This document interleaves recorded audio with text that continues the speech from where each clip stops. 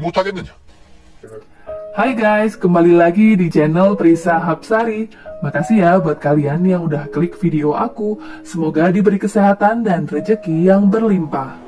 Masih melanjutkan alur film Dongyi episode ke-15. 앉으라는데도 꼭 그리하거라.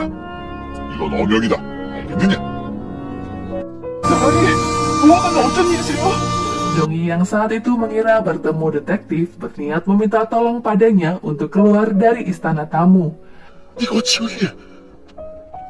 Tapi ia akhirnya tersadar jika pria yang ada di depannya adalah seorang raja dari banyaknya prajurit yang sedang mengawalnya.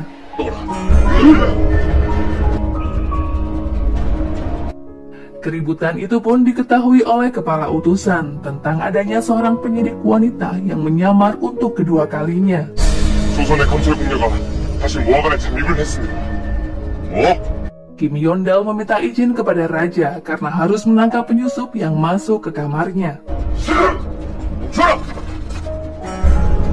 감히 내 Namun raja melarang dan meminta pengawal untuk membawa Dongyi keluar karena akan menginterogasinya di istana Joseon. Raja berdalih sangat tidak pantas jika menangkap pelayan istana di depan matanya sendiri.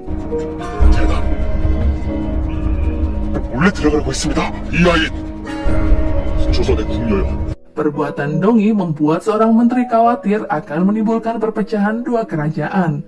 Raja berjanji akan mengatasinya, karena Dongyi pasti punya alasan yang kuat. Raja meminta biro polisi untuk menyelidiki Dongyi. 대체 그 계집이 뭘 알아냈다고 하더냐? Hejaya tak menyangka jika Dongyi berani berbuat senekat itu. Ia menyimpulkan jika Dongyi perlu diwaspadai.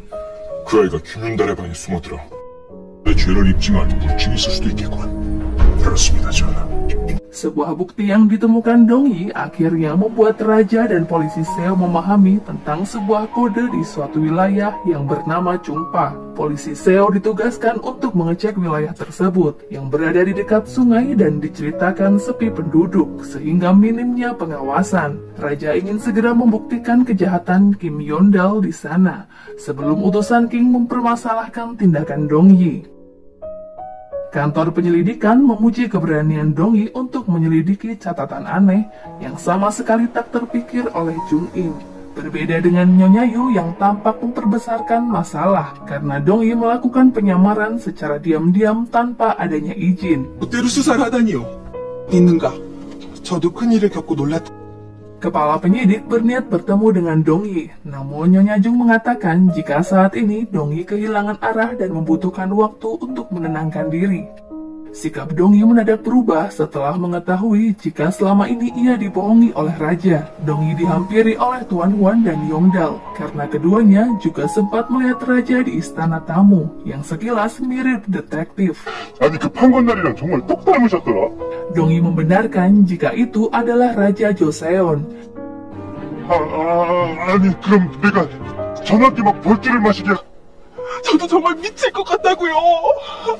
Mereka berdua takut mendapatkan hukuman karena semalam mereka telah memaksa seorang raja untuk minum hingga mabuk berat.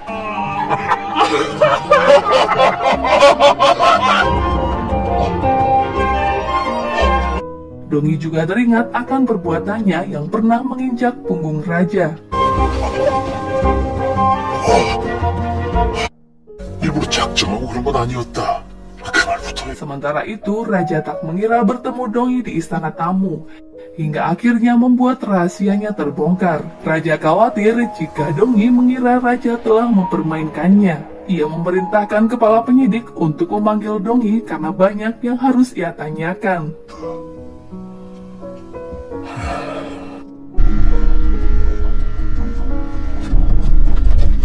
Setibanya di Chungpa, polisi Seo tak menemukan hal mencurigakan apapun di sebuah gudang kosong. Namun pandangannya tertuju pada sebuah tembok yang masih basah. Setelah dijebol, terlihat beberapa peti berisi senjata yang bisa dijadikan bukti.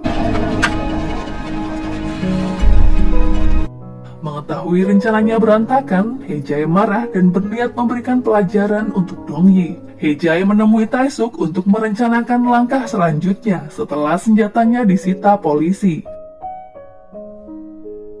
Taesuk yang awalnya mengira Hejai tak berguna, akhirnya memberikan kepercayaan kepada Hejai untuk menyelesaikannya. Sekalipun Inspektur Oh-yeon tak berhenti menyalahkan Hejai. Ia khawatir kejahatan pria itu akan menyeret Taesuk ke dalam masalah besar. 이 개판을 수습하고 나지 일부러 작정하고 그런 건 아니었다. Raja menunggu Dong-yi yang saat itu sedang mempersiapkan diri untuk menghadap. 동이야, 살려주십시오, 전하. 주상전. Dong-yi berlutut meminta pengampunan atas sikap kurang ajarnya selama ini. Namun Raja justru menertawainya. Raja sepertinya mulai menyukai Dong-yi. Ia ingin mendapat perlakuan yang sama ketika sebagai pria 나가 detektif. 용서를 구할 사람은 나한테.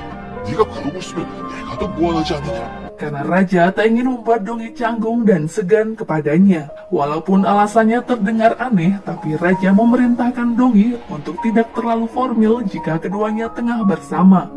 이건 어명이다. 알겠느냐? Selir Ok-jong penasaran apa yang sedang Raja bicarakan bersama Dong-yi di istana utama. 동의를 대전으로 부르셨단 말이냐? 술 가져와! 술! 술! 술! 술! 왜 마셔도 안 차리 겁니까? 아! Tuan Huan dan Yongdal sangat ketakutan setelah memperlakukan Raja dengan tidak pantas. Bahkan hingga Yongdal tertidur, ia bermimpi akan dieksekusi karena perbuatan mereka yang melecehkan seorang raja. 전하! 제발 살려줘! 그냥 목을 쳐라. 살려줘! 이자를 붙여줄 테니 데리고 가시오. Tak habis akal, Hejai mengatur rencana Kim Yongdal untuk kabur dari Joseon karena polisi Seo sudah memerintahkan anak buahnya untuk menangkap penyelundup tersebut. 수학이 단초는 넣었는가? 옛날에. Setibanya di istana tamu, polisi Seo justru bertemu dengan Oh-yeon yang sudah lebih dulu berada di sana. Inspektur ini mengatakan jika utusan King tak bisa menyerahkan Kim Yongdal. 중국 사신나를 Raja puas dengan hasil kerja biro kepolisian yang begitu cepat menemukan barang bukti. Namun kepala utusan King menemui Raja, membawa berita tewasnya Kim Yongdal akibat bunuh diri. 에게 어떠한 항의도 내비치지 않았습니다. Ia bahkan membawa surat wasiat yang berisi fitnah atas kejahatan yang tidak dilakukan Kim Yongdal. Utusan tak mempermasalahkan perlakuan kantor penyelidikan karena ingin menjaga keharmonisan antara negeri. Tapi kali ini ia sangat kecewa setelah tewasnya Kim Yongdal karena dijebak oleh istana Joseon dengan sengaja meletakkan bukti di kamarnya. Raja tak paham karena utusan King seperti memutarbalikkan fakta. Ditambah lagi setelah meminta Dong-yi untuk ikut bersamanya ke dataran King dengan alasan untuk proses interogasi sejauh mana fitnah yang memberatkan Kim Yongdal. 제가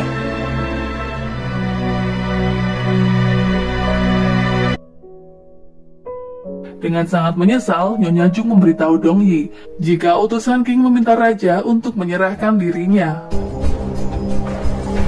마마님, Taesuk dan menteri lainnya mulai panik akan terjadi kericuhan jika Raja tidak menuruti permintaan utusan King, karena mereka tak akan pergi dengan tangan kosong.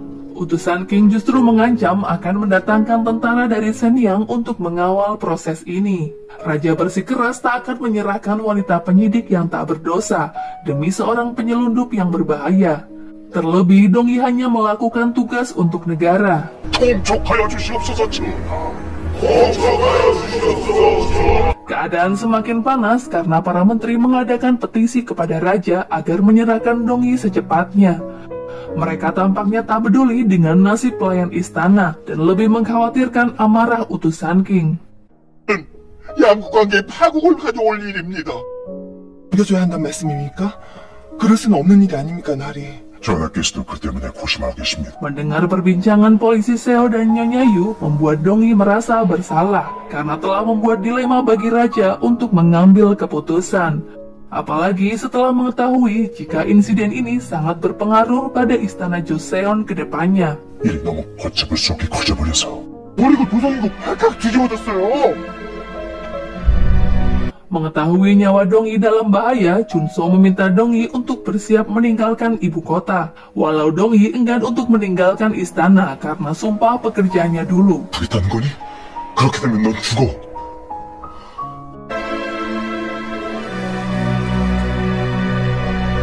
Dong-i terus berpikir tentang apa yang harus ia perbuat untuk menyelesaikan masalah ini. Ia nekat pergi saat Chunso sedang mencari perahu untuk perjalanan mereka. Dong-i meninggalkan surat kepada Chunso dan berjanji akan segera kembali dalam keadaan utuh.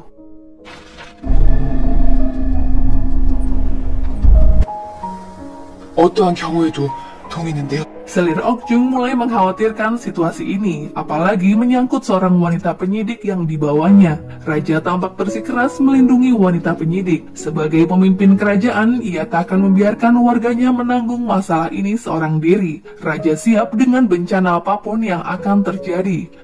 짊어지게 할 수는 없어. Selir tak menyangka Raja sangat peduli dengan Dong-i yang hanya wanita penyidik. Raja lalu memerintahkan seorang Kasim untuk mengecek keberadaan Dong-i. Namun saat itu mereka tak bisa menemukannya di kantor penyelidikan. 얘가 대체 어딜 간 거야? Nyonya Yu memerintahkan semua anggota mencarinya karena mengira Dong-i akan melarikan diri. Tiba-tiba Nyonya Jung datang membawa kabar penting karena ia sudah tahu di mana Dong-i berada. Setelah mendapat surat jika Dong-i sedang menyerahkan diri ke istana tamu. Raja tak habis pikir dengan langkah yang diambil Dong-i di saat ia belum memberikan keputusan apapun. Dong-i pasrah menjalani investigasi dari utusan King karena ia yakin berada di jalur kebenaran. Apakah Dong-i dapat membuktikan kejahatan Kim Yondal kepada utusan King? Nantikan video selanjutnya ya guys. Buat kalian yang suka, jangan lupa untuk di like, komen, dan subscribe.